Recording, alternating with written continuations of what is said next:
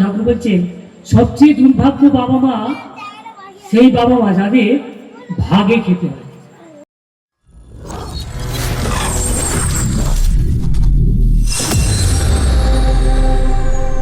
আজকে প্রতিটা পরিবারে দেখবেন বাবা মা যাদের আছে, আমি বলছি না, ঠাকুর বলছেন সবচেয়ে দুর্ভাগ্য বাবা মা সেই বাবা মা যাদের ভাগে খেতে হয়। পাঁচটা ছেলের কাছে যখন এক মাস করে কি এক সপ্তাহ করে কি এক বছর করে ভাগে খায়, সেই বাবা মা সবচেয়ে নাকি দুর্ভাগ্য। কেন বলুন তো? এরকম অনেক পরিবার আছে, প্রায় 90% পরিবার আছে, তাদের গায়ে লাগতে পারে, কিন্তু কথাটা আমার না। কারণ হচ্ছে সেই পাঁচটা ছেলেকে তুমি বাবু এমন করে মানুষ করতে পারো না। যদি তুমি করতে, তারা সবাই জানতে এটা আমার মা।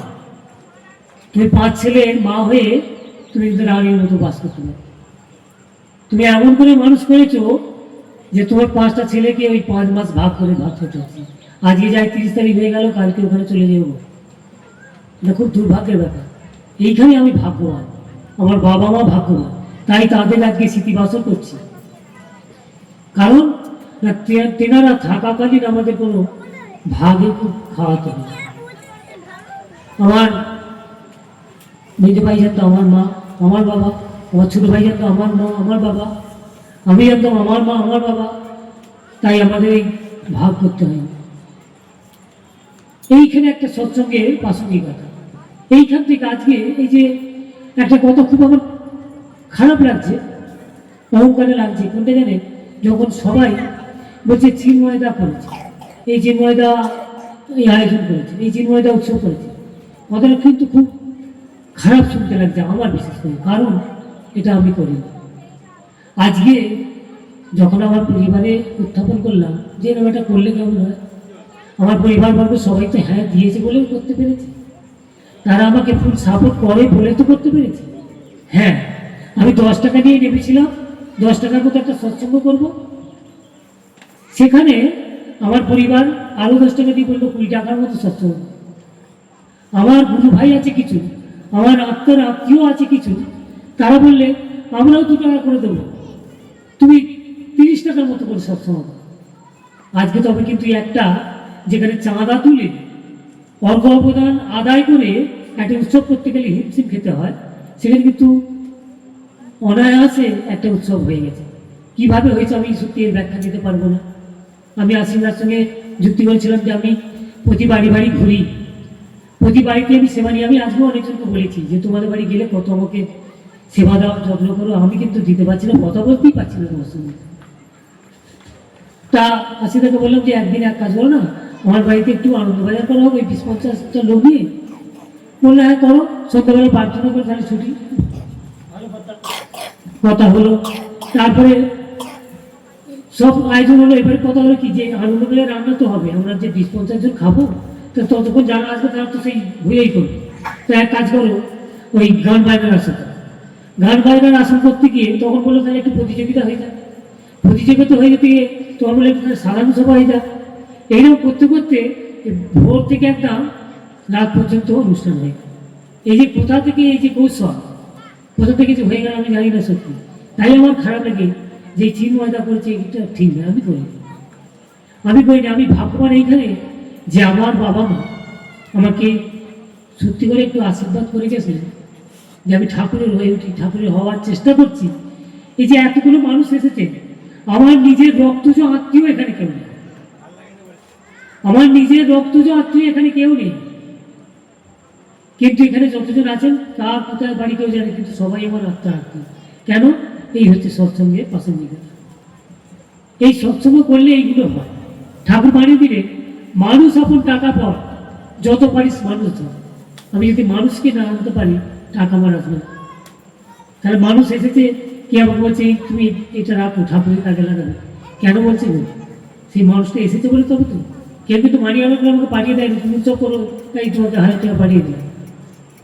তাহলে এটা মানে টাকাটা আগে নেই, তাহলে মানুষটা আগে। আমি ভাগ্যবান এইখানে আমার আশীর্বাদ আছে, আমার অনেক দূর থেকে সৌভাগ্যদা এসেছেন, তাদের বক্তব্য আমরা শুনবো। আমি তো এমনি রুজি টুকিটাকি বলি, আর আমি সুবক্তাও নয়।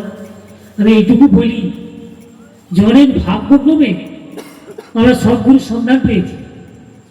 এই সদ্গুরু যদি আমার থেকে চ্যুত হয়ে যায়, আবার যতটা আমি ভাগ্যবান তার চেয়ে দুর্ভাগার মতো আর কিছু নেই। কেন না, পেয়ে হারালে তার মতো দুর্ভাগ্যবান। এই পেয়ে হারানোটা খুবই দুর্ভাগ্যের ব্যাপার। তাকে আমরা পেয়েছি, তাকে নিয়ে আমরা আরো থেকে অনেক দূর এগিয়ে যেতে পারি, যাতে তার পথে চলে সেই চেষ্টা করব, এই সৎসঙ্গের মর্যাদা রাখতে পারবো। আজকে আমি আমার নিজের ব্যক্তিগতভাবে অনেক কথা যদি বলতে আমি বিরাট গল্প হয়ে যাবে। তা আমি আমার নিজেকে মনে করি কোনো কিছু অসম্ভব না। এক জায়গায় আমি বিশ্বাস করি কথা জানি, এই যে ঋতিক দেবতা বক্তব্য রাখছিলেন পর্দায় দিলে, উনি বলতেন, ওনার মুখ থেকে শুনেছি যে ঠাকুর বলতে কিছুই অসম্ভব, সব কিছু সম্ভব, তবে তোমার যতটা বা যতটুকু যোগ্যতা আছে তার মধ্যে সীমা দিয়ে থাকবে। এখন আমার ওই একটা স্কুটি কেনার মতো যোগ্যতা আছে, আমি যদি মনে করি এখন সেই একটা এরোপ্লেন কিনবো, সেটা কিন্তু সম্ভব হয়ে উঠবে না, সেটা আকাশ কুসুম কল্পনা হয়। তাই ওইটুকু যোগ্যতা আছে, আমি ওইটুকু করতে পেরেছি। তাই এই আমার যতটুকু যার যোগ্যতা আছে তাকে তার যদি সেবায় লাগাতে পারি, সেটা অনেক গুণ বেড়ে যেতে পারে। এইটুকু আমি বুঝতে পেরেছি। আর পারা যায় না, হয় না, ঠাকুর বলেছেন না শুধুই বধূজা হয় না যার সালা, অলক্ষী ঘরে তার হয়েছে অচলা। অলক্ষিতার ঘরে এসে সব করেছে কারা, মানে এটা আছে, আর অলক্ষী অচলাও আছে। কারণ কি বলছে, যা কিছু হবার আগে, আমার এই অনুষ্ঠানটাই যদি আমি হবার আগে ভাবলে এত বড় অনুষ্ঠান, এত লোকজন আয়োজন, এই এত খাবার, অনেকে বলে, আমি এর আগে একটা অনুষ্ঠান মিটে গেছিলাম, বলছিল যে 300 লোকের আয়োজন হবে, আর যদি লোক বেশি হয়ে যায়, প্রভাব তৈরি করতে গেলে অনেক লোক বেশি এসে যাবে, অনেক লোককে খাওয়াতে হবে, ও হবে না, এই যে নেগেটিভ ভেবে নিল আগে, হয় না ভেবে নিল আগে। আর আমি আমার আশীর্বাদ বলছি, যেন চিন্ময়দার কম পড়ে যায় আর যেন চালের বস্তা আনতে হয়, আমি তাকে জানিয়েছি সেটাই যেন সত্যি হয়। যেন সত্যি আমার ওখানে আনন্দবাজার প্রসাদ কম পড়ে যাবে, যেন আরও এনে যোগান দিতে পারে। এই এমন করে লোককে আমি আহ্বান করেছি, কারণ আমার ঠাকুর বলেছেন, আমার আদর্শ বলেছেন, আমার গুরু বলেছেন যে ওই না হয় না, পারা যায় না, এই সফল তুমি। তাই না বন্ধু, না সুন্দরী বধূ, মানে নাটা সুন্দরী বধূর মতো যার কাছে প্রিয়, এই নাটা সুন্দরী বধূ যার কাছে, আমার কাছে একটা সুন্দরী বউ, কোনো মানুষের কাছে সুন্দরী বউ কেমন প্রিয় হয়, এই নাটা তার কাছে ততটা প্রিয়। আর সারা সবচেয়ে কত বেশি জানবে, ভাই বনিবোধ ভাগ্নি যে যাই থাকুক না কেন, সালার চেয়ে প্রিয় কুটুমার না। তাই হচ্ছে না সুন্দরী বধূ যার হয় না যার সালা, মানে সালার মতো পছন্দ করে হয় না, এ হয় না, এ হবে না।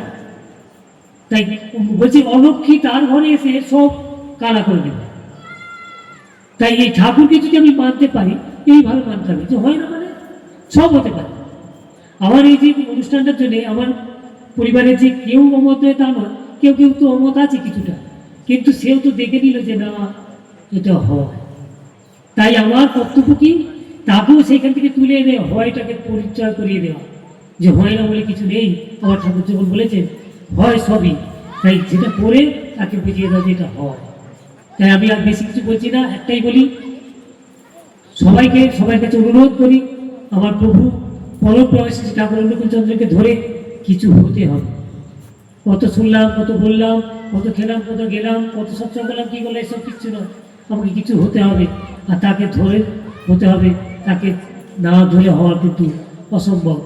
আজকে এই ছোটখাটো অনুষ্ঠানের মধ্যে দুজন সদীক্ষায় দীক্ষিত হলো। আমি পরম পিতার কাছে তাদের জন্য প্রার্থনা করি, হে পরম পিতা, তোমাকে যখন তারা স্মরণ করেছে, তুমি তাদেরকে তোমার করে দিও। এইটুকু বলে আমি আমার আশীর্বাদের কাছে মাইক পেয়ে দিচ্ছি, তিনি তার বক্তব্য রাখবেন।